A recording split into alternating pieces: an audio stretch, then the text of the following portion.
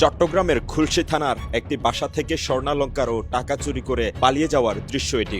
গত ৯ জানুয়ারি নগরীর পূর্ব নাসিরাবাদ এলাকার আপন নিবাস নামের একটি বাড়ি থেকে এসব চুরি করে পালিয়ে যায় সেলিনা আক্তার আফিয়া নামের এক গৃহকর্মী।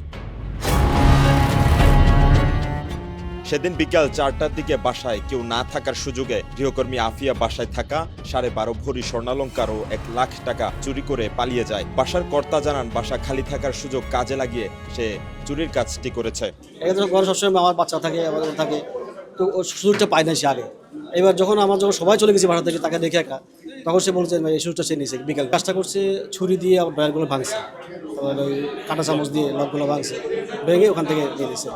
পরে বাসার কর্তা বাদী হয়ে খুলশী থানায় একটি অভিযোগ দায়ের করেন। পরে তদন্ত শেষে চুরি মামলা রেকর্ড করে খুলশী থানা পুলিশ। গতকাল গোপন সংবাদের ভিত্তিতে পুলিশ কক্সবাজারের টেকনাফ থানার সাবরাং এলাকায় অভিযান চালিয়ে তাকে গ্রেফতার করে। এ সময় তার কাছ থেকে 12.5 ভরি স্বর্ণ ও 18,000 টাকা উদ্ধার করে পুলিশ।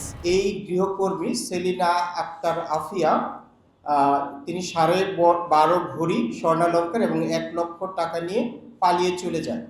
যেহেতু তারা ওই দিন বাসা থেকে বেড়াতে গিয়েছিল বাহিরে, এবং বাসা থেকে বের হয়ে এসে তাদের যে গৃহকর্মী তাকেও খুঁজে পাওয়া যাচ্ছিল না, সেই সাথে তাদের যে আলমারির যে ড্রয়ার সেটা ভাঙা ছিল, এবং সিসিটিভি ফুটেজেও আমরা কিছু তথ্য প্রমাণ সংগ্রহ করে আমরা নিশ্চিত হয়েছিলাম যে এই গৃহকর্মী এই ধরনের কাজের সাথে সম্পৃক্ত।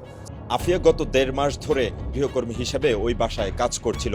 পুলিশ জানায়, গৃহকর্মী আফিয়া পেশাদার চোর কিনা সেটি যাচাই বাছাই করা হচ্ছে। পরবর্তীতে আইনি প্রক্রিয়া শেষে তাকে আদালতে সোপর্দ করা হবে। এখন পর্যন্ত যতদূর জানা গিয়েছে তিনি এটাই তার প্রথম চুরি ছিল। তারপরও যেহেতু এটি তদন্ত চলমান রয়েছে, সে আসলে পেশাদার চোর কিনা সে ব্যাপারে আমাদের তদন্ত চলমান রয়েছে।